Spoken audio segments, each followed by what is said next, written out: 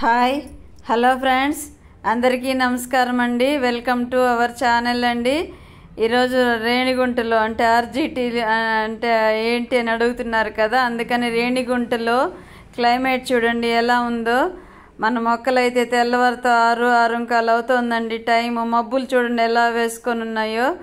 అసలు ఈ సంవత్సరం ఎండలు అండి బాబోయ్, ఎండలు తట్టుకోలేకపోయాం కదా. మీరుండే ప్రాంతాల్లో ఎలా ఉందో కానీ తిరుపతి రేణిగుంట అయితే దగ్గర 48 పైన 48 పైన ఎండలండి. అసలు తట్టుకోలేకపోయాం ఆ సెగలకి.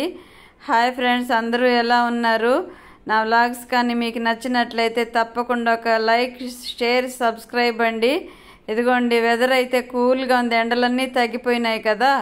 ఇంక మనకు చల్లదనం వచ్చేసినట్టే అనిపిస్తుంది. ఎండ వచ్చినా కానీ మధ్యాహ్నం నుంచి ఉదయం అప్పుడప్పుడు వచ్చినా కానీ అంత ఇబ్బంది కలిగించట్లేదు. అంటే జూన్లో మేలో కలిగించినంత ఇబ్బంది అయితే ఇప్పుడు లేదండి. చాలా వరకు కూల్ అయిపోయింది వెదరు. చుట్టుపక్కలంతా వర్షాలు పడుతున్నాయి కానీ రేణిగుంటలో మబ్బులు వేసుకుంటుంది కానీ వర్షం పడట్లేదండి. ఈరోజు నిన్న షార్ట్లో పెట్టాను కదండి, మా అమ్మాయి అంటే మా కోడలు సద్ద ఇడ్లీలు చేశారని. సద్దలో గ్లాస్ అయితే మినప్పప్పు ఒక 1/2 గ్లాసు, 1/4 గ్లాసు బాయిల్డ్ రైస్ అండి. 7-8 గంటలు నానబెట్టి గ్రైండర్కి వేసిందండి, మిక్సీకి కాదు. మిక్సీకి వేసి చూశాను నేను, అది కొంచెం బరగ్గా ఉందండి, మెదగలేదు సరిగా. గ్రైండర్కి వేస్తే స్మూత్గా వచ్చిందంట పిండి. చాలా టేస్ట్గా ఉన్నాయండి, ఫ్లఫీగా కూడా వచ్చాయి ఇడ్లీలు. అందుకు కాంబినేషన్ చట్నీ అండి, సూపర్గా ఉంది అని చెప్పింది అమ్మాయి. మీకు కూడా చెప్తున్నాను, మీరు కూడా ఒకసారి ట్రై చేయండి. అదే పిండితో పొంగనాలు పోసిందండి, ఇవి కూడా సూపర్ క్రిస్పీగా ఉన్నాయి చూడండి. వీడియోలో చూడడానికి అయితే రోస్ట్గా మాడినట్టున్నాయి కానీ రియల్గా అయితే చాలా టేస్ట్గా ఉన్నాయి అమ్మ అన్నారు. అలాగే స్వీట్ దోశ అండి, స్వీట్ చపాతీ అండి. మా మనోడికి క్యారీర్ కానీ రెడీ చేశారంట. ఇవి స్కూల్కి వెళ్తాడండి, ఫస్ట్ క్లాస్ అబ్బాయి. ఒక చపాతీగా పెట్టి పంపించారు. ఇదిగోండి మార్నింగ్ లైవ్ అయిపోయిన తర్వాత ఈ వర్క్ అండి. నాకు లైవ్ అయ్యేసరికి 12 అవుతుంది ఇంచుమించు. 11:30 అన్నానే కానీ ఒక్కొక్కసారి కొందరు ఎక్కువ మంది ఉన్నారంటే లైవ్ కట్ చేయకుండా మాట్లాడుతూ ఉంటాను. అలా 11:45 అలాగ అయిపోతుందండి. కరెక్ట్గా 11:30కి లైవ్ కట్ చేయలేం కదా, అందరినీ డిసప్పాయింట్ చేసినట్టుంటుందని అలాగా కొద్దిసేపు మాట్లాడుతూ ఉంటానండి. టైమే తెలియట్లేదు అసలు. పిల్లలతో లైవ్లో ఉంటే ఎంత టైం అయిపోతుంది అని కూడా తెలియట్లేదు. అలా గడిచిపోతుందండి. 2 నెలల పైన అయింది లైవ్ స్టార్ట్ చేసి. పిల్లలందరూ చాలా మంచిగా ప్రవర్తిస్తున్నారండి. ఇంత మంచితనం ఉందా మనుషుల్లో అనిపించేంతగా ఉంది. ఉండొచ్చు బ్యాడ్ థింగ్స్ అంతా కూడా, కానీ అమ్మ దగ్గరకు వచ్చేసరికి ఇదిగోండి జడలో మల్లెపువ్వు కనిపిస్తుంది కదా, మన చెట్లో మల్లెపువ్వు అండి. అది బాగా విడిగుంటే మంచి వాసన వస్తుందని అలా పెట్టుకున్నాను. ఉదయం వీడియో తీసేటప్పుడు అదే క్లైమేట్ వీడియో తీద్దామని వెళ్ళాను కదా, అప్పుడు కనిపించిందండి మల్లెపువ్వు. తీసి జుట్టులో పెట్టుకున్నాను చూడండి, అలాగే ఫ్రెష్గా కనిపిస్తుంది కదా. పూలంటే పెట్టుకోనండి మామూలుగా, ఇంట్లో ఎక్కువ పూలు తెచ్చి పెడుతూ ఉంటారు కానీ జుట్టులో అయితే పెట్టుకోను. ఎక్కువసేపు పడుకుంటాను కదా, నాకు వద్దని చెప్తుంటాను మా కోడలు ఇచ్చినా సరే. అలా ఉంటుందండి హెల్త్ అయితే. ఎప్పటికప్పుడు నేను పుషప్ చేసుకుంటే ఏదో ఒక పని చేస్తూ ఉంటానండి. ఇదిగోండి శారీస్ గాలి వస్తుందండి, ఎగిరిపోతున్నాయి. సిల్క్ శారీస్ కదా, అటు క్లిబ్బులు పెట్టలే, అన్ని బట్టలు ఆరేసేసి క్లిబ్బులు పెడదామని అలా వదిలేశాను. ఈరోజు లైవ్లో నేను ఒక ప్రశ్న చెప్దామనుకున్నాను. లైవ్లో అలాగే కామెంట్స్ చదవడంతోనే అయిపోయిందండి టైం అంతా. అయితే ఇప్పుడు వ్లాగ్లో చెప్పుకుందాము. ప్రతి ఒక్కరము ఏదైనా సమస్య వస్తే, పెద్ద సమస్య కావచ్చు, చిన్న సమస్య కావచ్చు, మనం మూడ్ ఆఫ్ చేసుకుంటాము. ఎలా మూడ్ ఆఫ్ అవుతుంది, ఎలా విజయాన్ని పొందుతాము అనేది మనం తెలుసుకుందాము. ప్రతి ఒక్క మనిషిలో కూడా 3 రకాలు ఉంటాయండి. అంటే మెల్లగా సమస్య రాగానే మెల్లగా రిసీవ్ చేసుకోవడం. దాన్ని యుద్ధ సైనికుల్లో ఏం చూపించారు, పాదనడకతో యుద్ధం చేసేవాళ్ళు.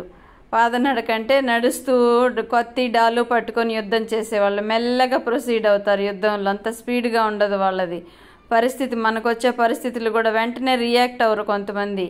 మనం చెప్పంగానే సరేలే, ఊలే, చేద్దాంలే, అవునులే, వాళ్ళే వీళ్ళే అని నెట్టేసుకుంటూ ఉంటారు. పెద్దగా సమస్య వచ్చినప్పుడు కింద పడిపోతూ ఉంటారు. అలాంటి వాళ్ళు పాదనడక సవారి వాళ్ళు అని యుద్ధంలో అలాంటి యుద్ధం అంటే సమస్యతో మనం యుద్ధం చేయాలి. ఇదిగోండి నేను స్వీట్ ఉంటే ఒకటి నోట్లో వేసుకున్నానండి.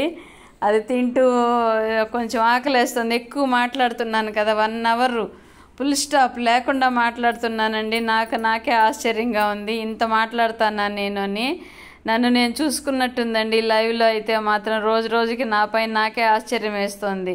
ఇంట్లో అయితే మాటలు చాలా తక్కువ అండి. పిల్లలు వస్తేనే మాట్లాడతాను, మామూలుగా అయితే మాటలు తక్కువగా ఉంటాయి. అలాంటిది 1 అవర్ కంటిన్యూగా మాట్లాడుతున్నానంటే నాకు నేనే శభాష్ ఇచ్చుకుంటున్నాను. అలాగే ఒకరేమో పాదనడకతో సమస్యలపైన యుద్ధం చేసేవాళ్ళు, దాన్ని యుద్ధంలో ఏం చూపించారు, కత్తి డాలు పట్టుకొని మెల్లగా నడుచుకుంటూ యుద్ధం చేస్తారు. వాళ్ళని పాదనడక సవారీ యుద్ధ సైనికులు అని చెప్తారు. రెండవ వాళ్ళు గుర్రపు సవారీ, అంటే గుర్రం పైన యుద్ధం చేసేవాళ్ళు. వాళ్ళు ఒక్కొక్కసారి గుర్రం ఎలాగ జంప్ చేసి సైనికుల దగ్గరికి వెళ్తే స్పీడ్గా కత్తిని తిప్పుతారు, అంటే సమస్యని స్పీడ్గా వెంటనే తగ్గించుకునేయాలని చూస్తారు. అలాంటి వాళ్ళు ఒక్కసారి పరిస్థితి అనేది ఉధృతంగా వచ్చిందనుకోండి, జంప్ చేసి పారిపోతూ ఉంటారు. గుర్రం కూడా అంతే, అనేక మంది జనాభా చుట్టుముట్టారంటే భయపడిపోయి పారిపోతుంది, ఎటంటే అటు పరుగులు తీస్తుంది. అలాగే ఆ సైనికుడు కూడా బెదిరిపోతాడు, నా పరిస్థితి ఏంటో అని. అలాగే మనం కూడా పరిస్థితి వచ్చినప్పుడు అలాగ పారిపోకూడదు, బెదిరిపోయి పారిపోకూడదు అనేది నా ఉద్దేశం. ఎదుర్కొని సమస్యను పోరాడి గెలవాలి. మరి పాదనడక సవారీ వాళ్ళలాగా సైనికుల్ని ఇబ్బంది అలాగ డల్గా అయిపోయి పరిస్థితి వచ్చినప్పుడు చూసుకుందాంలే అని వచ్చేసినా కానీ చలించకుండా ఉంటారు. వాళ్ళకి సోమరితనం కొంచెం. రెండో వాళ్ళు కొంచెం నిర్లక్ష్యం, భయం ఉంటుంది, పిరికితనం ఉంటుంది వాళ్ళలో. అలాగని గుర్రం జంప్ చేయగానే వీళ్ళకి కూడా భయం బట్టి పారిపోతారు.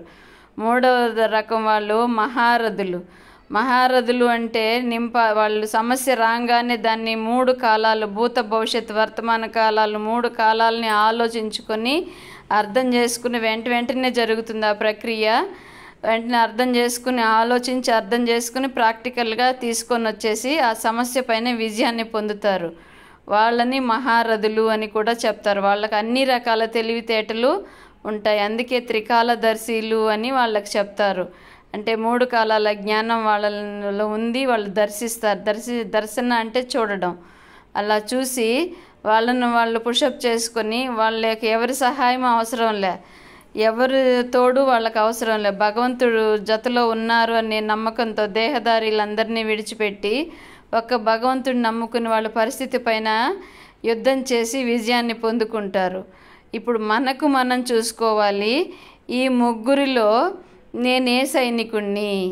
పాదచారి సైనికున్నా, గుర్రపు సవారీ సైనికున్నా, మహారథినా? అయితే నేను అనుకుంటాను, నేను మహారథిలాగా ఈ పరిస్థితి పైన విజయాన్ని పొందుకోవాలి అని. అలాగే చిక్కుడుగాయ ఫ్రై, రాగి ముద్దండి.